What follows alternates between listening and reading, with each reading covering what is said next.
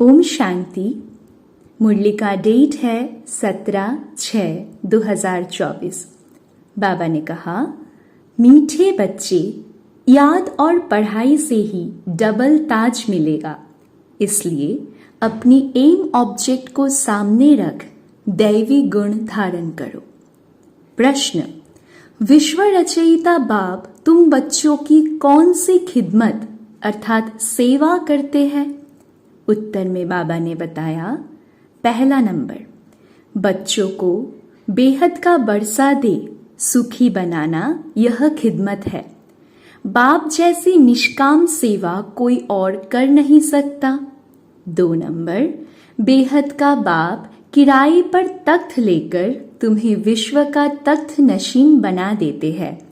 खुद ताउसी तख्त पर नहीं बैठते, लेकिन बच्चों को ताउसी तख्त पर बिठाते हैं। बाप के तो जड़ मंदिर बनाते, उसमें उन्हें क्या टेस्ट आएगा? मजा तो बच्चों को है जो स्वर्ग का राज्य भाग्य लेते हैं। ओम शांति। मीठे मीठे रूहानी बच्चों को बाप कहते हैं कि अपने को आत्मा समझ बाप को याद करो। ओम शांति का अर्थ तो बच्चों को समझाया है। बाप भी बोलते हैं तो बच्चे भी बोलते हैं ओम शांति, क्योंकि आत्मा का स्वधर्म है शांत। तुम अब जान गए हो कि हम शांति धाम से यहाँ आते हैं, पहले पहले सुख धाम में, फिर 84 पुनर्जन्म लेते लेते दुख धाम में आते हैं। यह तो याद है ना? बच्चे 84 जन्म लेते जीव आत्मा बनते हैं। बाप जीव आत्मा नहीं बनते हैं। कहते हैं मैं टेम्पररी इनका आधार लेता हूं, नहीं तो पढ़ाएंगे कैसे? बच्चों को घड़ी घड़ी कैसे कहेंगे कि मन मना भव, अपनी राजाई को याद करो। इसको कहा जाता है सेकंड में विश्व की राजाई। बेहद का बाप है ना, तो जरूर बेहद की खुशी, बेहद का वर्षा ही देंगे। बाप बहुत सहज रास्ता बताते हैं। कहते हैं अब इस दुख धाम को बुद्धि से निकाल दो। जो नई दुनिया स्वर्ग स्थापन कर रहे हैं, उनका मालिक बनने लिए मुझे याद करो तो तुम्हारे पाप कट जाएंगे। तुम फिर से सतो प्रधान बन जाएंगे। इसको कहा जाता है सहज याद। जैसे बच्चे लौकिक बाप को कितना सहज याद करते हैं, वैसे तुम बच्चों को बेहद के बाप को याद करना है।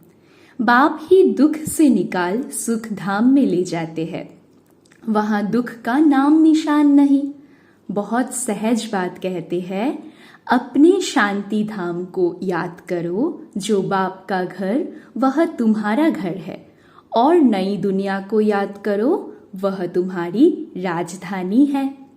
बाप तुम बच्चों की कितनी निष्काम सेवा करते हैं। तुम बच्चों को सुखी कर फिर वानप्रस्थ परम धाम में बैठ जाते हैं। तुम भी परम धाम के वासी हो। उसको निर्वाण धाम, वानप्रस्थ भी कहा जाता है। बाप आते हैं बच्चों की खिदमत करने, अर्थात वर्षा देने। यह खुद भी बाप से वर्षा लेते हैं। शिव बाबा तो है ऊंचे ते ऊंच भगवान, शिव के मंदिर भी है। उनका कोई बाप व टीचर नहीं है। सारे सृष्टि के आदि मध्य अंत का ज्ञान उनके पास है। कहाँ से आया? क्या कोई वेद शास्त्र आदि पढ़े?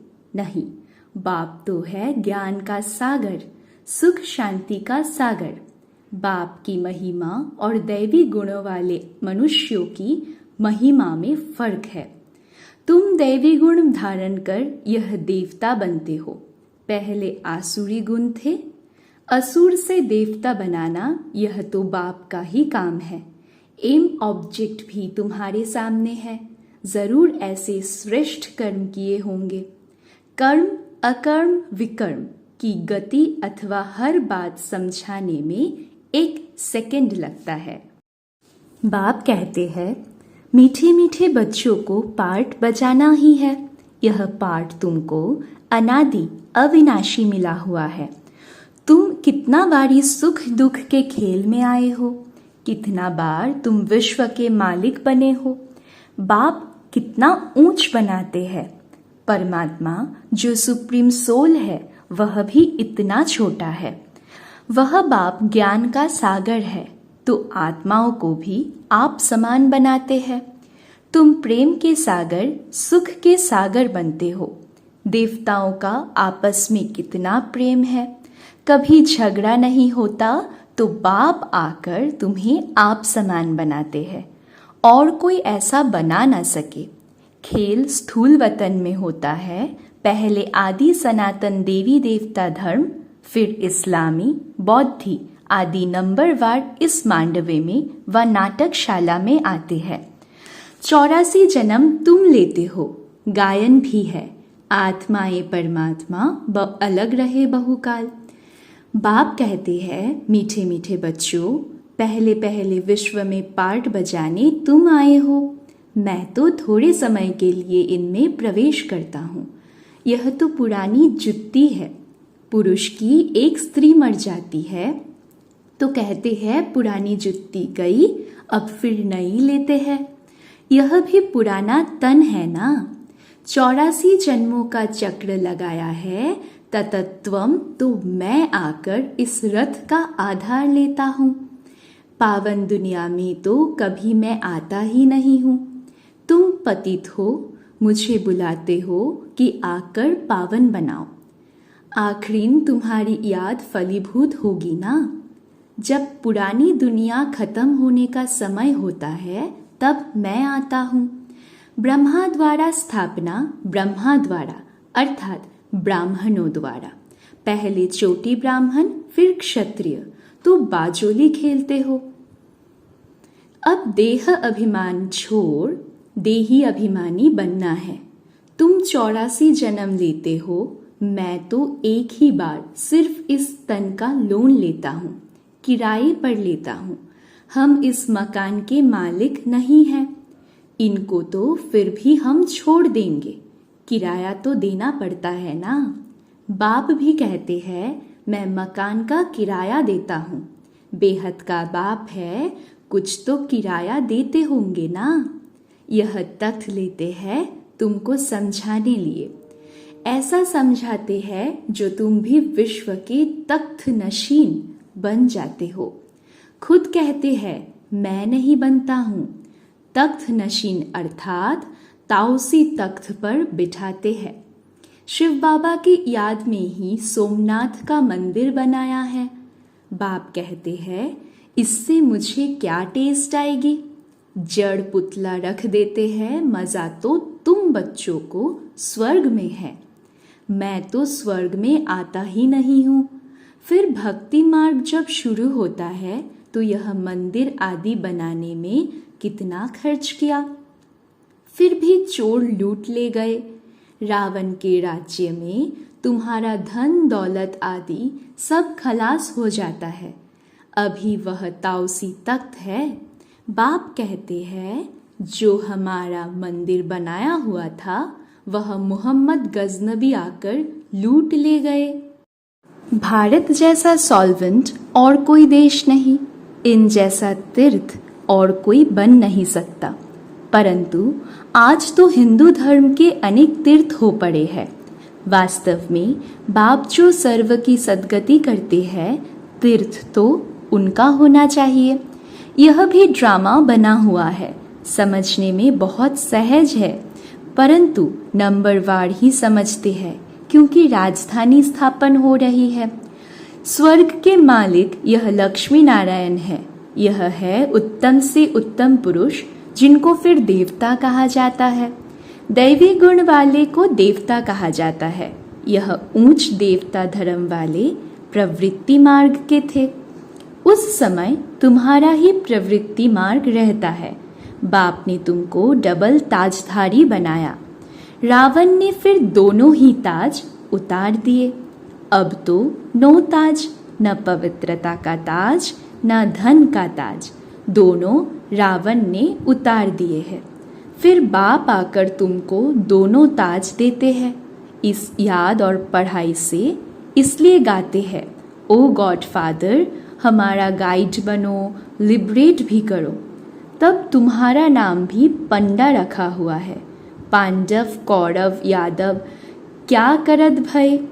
कहते हैं बाबा हमको दुख के राज्य से छुड़ाकर साथ ले जाओ। बाप ही सचखंड की स्थापना करते हैं, जिसको स्वर्ग कहा जाता है। फिर रावण झूठ खंड बनाते हैं। वह कहते हैं श्री कृष्ण भगवान उवाच। बाप कहते हैं शिव भगवान उवाच। भारतवासियों ने नाम बदल लिया तो सारी दुनिया ने बदल लिया। श्री कृष्ण तो देहधारी है, विदेही तो एक शिव बाबा है। अभी बाप द्वारा तुम बच्चों को माइट मिलती है। सारे विश्व के तुम मालिक बनते हो। सारा आसमान धरती तुमको मिल जाती है। कोई की ताकत नहीं जो तुमसे छीन सके। पौना कल्प उन्हों की तो जब वृद्धि होकर करोड़ों की अंदाज में हो, तब लश्कर ले आकर तुमको जीते। बाप बच्चों को कितना सुख देते हैं। गायन उनका ही है, दुख हरता सुख करता। इस समय बाप तुमको कर्म अकर्म विकर्म की गति बैठ समझाते हैं। रावण राज्य में कर्म विकर्म बन जाते हैं। सतयुग में कर्म अकर्म हो जाते हैं। अभी तुमको एक सद्गुरु मिला है, जिसको पतियों का पति कहते हैं, क्योंकि वह पति लोग भी सब उसको याद करते हैं। तो बाप समझाते हैं यह कितना वंडरफुल ड्रामा है। इतनी छोटी सी आत्मा में अविनाशी पार्ट भरा हुआ है, जो कभी मिटने वाला नहीं है। इनको अनादि अविनाशी ड्रामा कहा जाता है। God is one. रचना अथवा सीढ़ी और चक्र सब एक ही है। न कोई रचता को न रचना को जानते। ऋषि मुनि भी कह देते हम नहीं जानते। अभी तुम संगम पर बैठे हो। तुम्हारी माया के साथ युद्ध है, वह छोड़ती नहीं है। बच्चे कहते हैं बाबा माया का थप्पड़ लग गया। बाबा कहते हैं बच्चे की कमाई चट कर दी। तुम्हें भगवान पढ़ाते हैं तो अच्छी रीति पढ़ना चाहिए।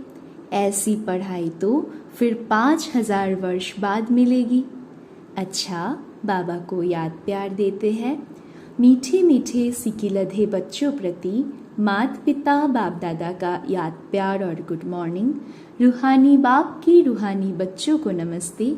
हम रूहानी बच्चों की रूहानी माता पिता बाप दादा को भी बहुत बहुत याद प्यार, गुड मॉर्निंग, नमस्ते नमस्ते नमस्ते बाबा। धारणा के लिए मुख्य सार। 1 नंबर, इस दुख धाम से बुद्धि योग निकाल नई दुनिया स्थापन करने वाले बाप को याद करना है, सतो प्रधान बनना है। 2 नंबर, बाप समान प्रेम का सागर, शांति और सुख का सागर बनना है। कर्म अकर्म और विकर्म की गति को जान सदा श्रेष्ठ कर्म करने हैं। वरदान, सदा उमंग उत्साह में रहे, मन से खुशी के गीत गाने वाले अविनाशी खुश नसीब भव। बाबा ने डिटेल में बताया, आप खुश नसीब बच्चे अविनाशी विधि से अविनाशी सिद्धियां प्राप्त करते हो। आपके मन से सदा वाह वाह की खुशी के गीत बजते रहते हैं। वाह बाबा, वाह तकदीर, वाह मीठा परिवार, वाह श्रेष्ठ संगम का सुहावना समय। हर कर्म वाह वाह है, इसलिए आप अविनाशी खुश नसीब हो। आपके मन में कभी वाई आई अर्थात मैं ही क्यों नहीं आना चाहिए। वाई के बजाय वाह वाह और आई के बजाय बाबा बाबा शब्द ही आता है। स्लोगन, जो संकल्प करते हो उसे अविनाशी गवर्नमेंट की स्टैंप लगा दो तो अटल रहेंगे। ओम शांति। मातेश्वरी जी के मधुर महावाक्य, जीवन की आश पूर्ण होने का सुहावना समय। हम सभी आत्माओं की बहुत समय से यह आश थी कि जीवन में सदा सुख शांति मिले। अब बहुत जन्म की आशा कब तो पूर्ण होगी। अब यह है हमारा अंतिम जन्म। उस अंत के जन्म की भी अंत है। ऐसा कोई नहीं समझे मैं तो अभी छोटा हूँ, छोटे बड़े को सुख तो चाहिए ना। परंतु दुख किस चीज से मिलता है उसका भी पहले ज्ञान चाहिए। अब तुमको नॉलेज मिली है कि इन 5 विकारों में फंसने कारण यह जो कर्म बंधन बना हुआ है उनको परमात्मा की याद अग्नि से भस्म करना है। यह है कर्म बंधन से छूटने का सहज उपाय। इस सर्वशक्तिमान बाबा को चलते फिरते श्वासोश्वास याद करो। अब यह उपाय बताने की सहायता खुद परमात्मा आकर करता है, परंतु इसमें पुरुषार्थ तो हर एक आत्मा को करना है। परमात्मा तो बाप, टीचर, गुरु रूप में आए हमें वर्षा देते हैं, तो पहले उस बाप का हो जाना है, फिर टीचर से पढ़ना है, जिस पढ़ाई से भविष्य जन्म जन्मांतर सुख की प्रालब्ध बनेगी। अर्थात जीवन मुक्ति पद में पुरुषार्थ अनुसार मर्तबा मिलता है और गुरु रूप में पवित्र बनाए मुक्ति देता है। तो इस राज को समझ ऐसा पुरुषार्थ करना है। यही टाइम है पुराना खाता खत्म कर नई जीवन बनाने का। इसी समय जितना पुरुषार्थ कर अपनी आत्मा को पवित्र बनाएंगे उतना ही शुद्ध रिकॉर्ड भरेंगे। फिर सारा कल्प चलेगा तो सारे कल्प का मदार इस समय की कमाई पर है। देखो इस समय ही तुम्हें आदि मध्य अंत का ज्ञान मिलता है। हमको सो देवता बनना है और अपनी चढ़ती कला है, फिर वहाँ जाके प्रारब्ध भोगेंगे। वहाँ देवताओं को बात का पता नहीं पड़ता कि हम गिरेंगे। अगर यह पता होता कि सुख भोगना फिर गिरना है तो गिरने की चिंता में सुख भी भोग नहीं सकेंगे। तो यह ईश्वरीय कायदा रचा हुआ है कि मनुष्य सदा चढ़ने का पुरुषार्थ करता है, अर्थात सुख के लिए कमाई करता है। परंतु ड्रामा में आधा आधा पार्ट बना पड़ा है जिस राज को हम जानते हैं। परंतु जिस समय सुख की बारी है तो पुरुषार्थ कर सुख लेना है। यह है पुरुषार्थ की खूबी।